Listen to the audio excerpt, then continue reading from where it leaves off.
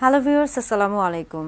আমি ডক্টর নুসরাত জাহান দৃষ্টি কাজ করছি ক্লিনিক্যাল সোশ্যাল ওয়ার্কার এবং সেক্সুয়াল হেলথ এডুকেটর হিসেবে আমার verified YouTube channel sex edu with doctor দৃষ্টির সাথে।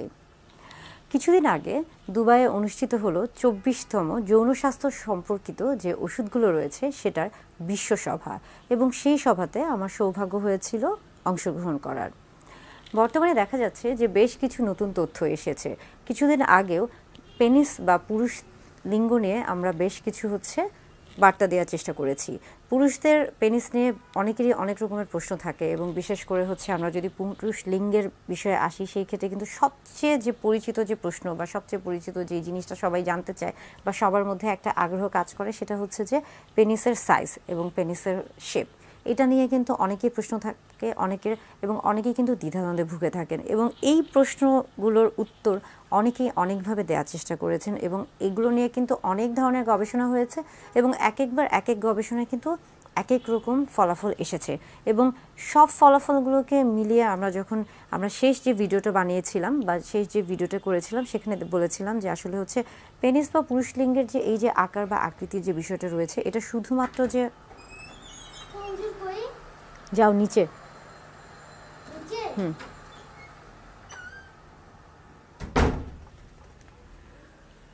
আমরা বলে থাকি যে পুরুষ লিঙ্গ বা পেনিসের এই যে আকার বা আকৃতি নিয়ে এত প্রশ্ন বা এত দ্বিধাদ্বন্দ্ব বা এত সমালোচনা আলোচনা কেন, বা এটার আসলে প্রভাবটা কি, ভূমিকাটা কি একজন মানুষের জীবনে।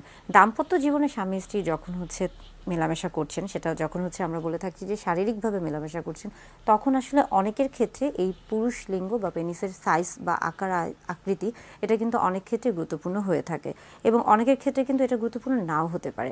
তাই যেহেতু আমরা বলে থাকছি যে প্রত্যেক মানুষই কিন্তু এক ধরনের ইন্ডিভিজুয়াল, অর্থাৎ একক সত্তা, তাই একজনের সাথে আরেকজনের মতের মিল হতেও পারে, নাও হতে পারে। তবে নতুন একটি গবেষণা এসেছে, এবং এই গবেষণা দেখা গেছে, বলা হয়েছে যে প্রায় ৬০ জন স্ত্রী অর্থাৎ নারীদেরকে বেশ কিছু প্রশ্ন দেওয়া হয়েছিল, এবং তাদের মধ্য থেকে যে প্রশ্নগুলো করা হয়েছিল সেই প্রশ্নগুলো আপনাদের সাথে শেয়ার করছি। একটি প্রশ্ন ছিল যে আসলে তিনি কেমন পেনিস পছন্দ করেন, বড় নাকি ছোট। সেই ক্ষেত্রে দেখা গেছে যে বেশিরভাগ নারী উত্তর দিয়েছেন যে তিনি বড় পুরুষ লিঙ্গ পছন্দ করেন। এবং আরেকটা প্রশ্ন ছিল এরকম যে সেখানে কয়েক ধরনের পুরুষ লিঙ্গের একটা আকারের বর্ণনা দেওয়া ছিল বা দৈর্ঘ্য উল্লেখ করা ছিল। সেখানে দেখা গেছে যে বেশিরভাগ নারী বা স্ত্রীরা যেই পুরুষ লিঙ্গের যে দৈর্ঘ্যটা বেশি ছিল, তারা সেটাই পছন্দ করেছিল। অর্থাৎ সেক্ষেত্রে বলা যাচ্ছে যে নারী বা স্ত্রীরা ইতিমধ্যে যে গবেষণাটা হয়েছে বা তৎক্ষণাৎ এই কয়েকদিনের মধ্যে যে গবেষণা হয়েছে, সেখানে তারা আসলে আমরা বলছি যে বড় আকারের যে পুরুষ লিঙ্গ রয়েছে সেটাকে আসলে তারা বেশি প্রাধান্য দিয়েছে।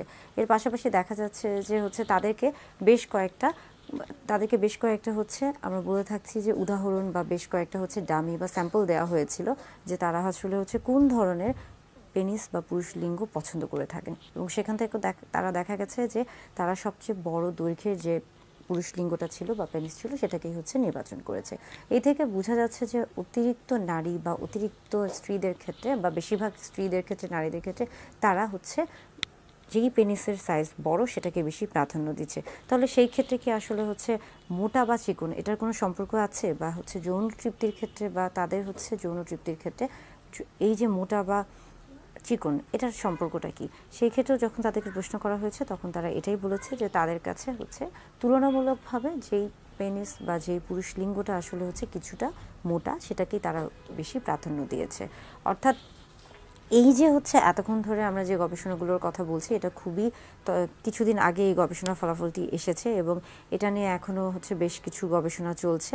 তবে আমার কাছে মনে হয়েছে যে আসলে পুরুষ লিঙ্গ বা আমরা বলছি যে পেনিসের যে সাইজ অ্যান্ড শেপের যে ব্যাপারটা, এটা আসলে একান্তই আপনার এবং আপনার সঙ্গী অর্থাৎ স্বামী স্ত্রীর দুজনের মধ্যে সম্পর্ক। আপনাদের যদি পারস্পরিক সমঝোতা ভালো থাকে বা আপনাদের যদি আত্মিক সম্পর্কটা ভালো থাকে, সেই ক্ষেত্রে আসলে এই বিষয়গুলো খুব বেশি প্রভাব ফেলার কথা না। হ্যাঁ, অনেক সময় প্রভাব ফেলতে পারে যদি আপনাদের দেখা যাচ্ছে আপনাদের নিজেদের মধ্যে তেমন কোনো খুব একটা ভালো দৃঢ় একটা বন্ধুত্বপূর্ণ সম্পর্ক নেই। সেই ক্ষেত্রে দেখা যাচ্ছে যে অনেক ধরনের সমস্যা হতে পারে। অনেকেই জানতে চান যে আসলে হচ্ছে তিনি পুরুষ লিঙ্গের পরিমাপটা কিভাবে বুঝতে পারবেন বা তার পুরুষ লিঙ্গ কতটুকু এই দৈর্ঘ্য এবং প্রস্থটা তিনি কিভাবে বুঝতে পারবেন।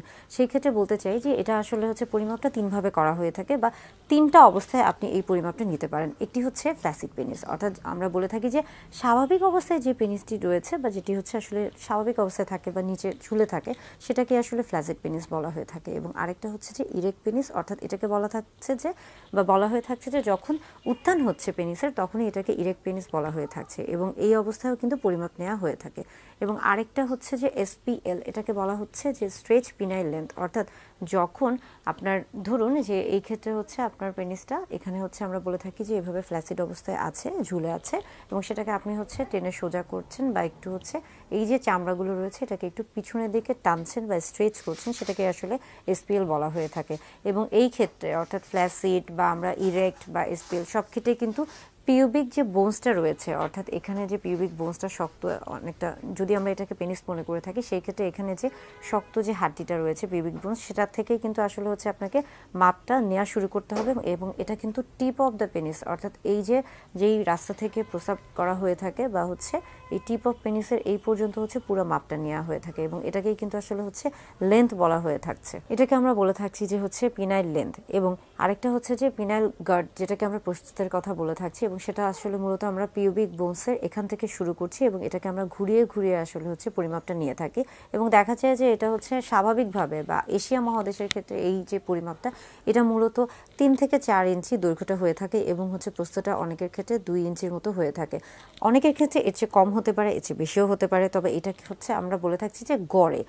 এছাড়া আমরা যদি হচ্ছে পুরো বিশ্বের সবার ক্ষেত্রে আসি, যে অর্থাৎ হচ্ছে পুরুষদের ক্ষেত্রে স্বাভাবিক হচ্ছে পেনিসের দৈর্ঘ্য বা প্রস্থ কত, সেই ক্ষেত্রে কিন্তু অনেক রকমের পরিবর্তন আসতে পারে। কেননা এই জিনিসগুলো আসলে নির্ভর করছে একজন পুরুষের হচ্ছে বয়সের উপরে, তার বংশগত, আমরা বলে থাকি যে তার জেনেটিক যে বিষয়গুলো রয়েছে সেটার উপরে, এছাড়া তার ভৌগোলিক যে অবস্থান রয়েছে, এছাড়া সে কী ধরনের খাদ্য গ্রহণ করছে পুষ্টির উপর, এবং পাশাপাশি আমরা বলে থাকছি যে তার স্বাস্থ্যগত যে অবস্থা, অর্থাৎ তার শারীরিক কোনো সমস্যা আছে কিনা বা সে এমন কোনো শারীরিক সমস্যা ভুগছে কিনা যে যেটার কারণে তাকে বিভিন্ন রকমের ওষুধ নিতে হচ্ছে এবং সেটার হয়তো বা কোনো ধরনের পার্শ্ব প্রতিক্রিয়া তার প্রতি হতে পারে। এই প্রত্যেকটা বিষয় আসলে হচ্ছে একজন পুরুষ লিঙ্গ বা পেনিসের আমরা বলছি যে দৈর্ঘ্য এবং প্রস্থ সব কিছু কিন্তু এই বিষয়গুলোর উপর নির্ভর করছে। তবে আপনার পুরুষ লিঙ্গ বা আপনার পেনিসের সাইজ যেটাই হয়ে থাকুক না কেন, সবসময় হচ্ছে আত্মবিশ্বাসটা রাখবেন নিজেদের মধ্যে, সবসময় হচ্ছে কনফিডেন্টটা বজায় রাখবেন, তাহলে আসলে খুব একটা সমস্যা হওয়ার কথা না। সেই ক্ষেত্রে আপনার যৌন জীবনও ভালো থাকবে এবং হচ্ছে আপনি এবং আপনার স্ত্রী, অর্থাৎ স্বামী স্ত্রী দুজনে একটা দাম্পত্য জীবন খুব ভালোভাবে কাটাতে পারবেন।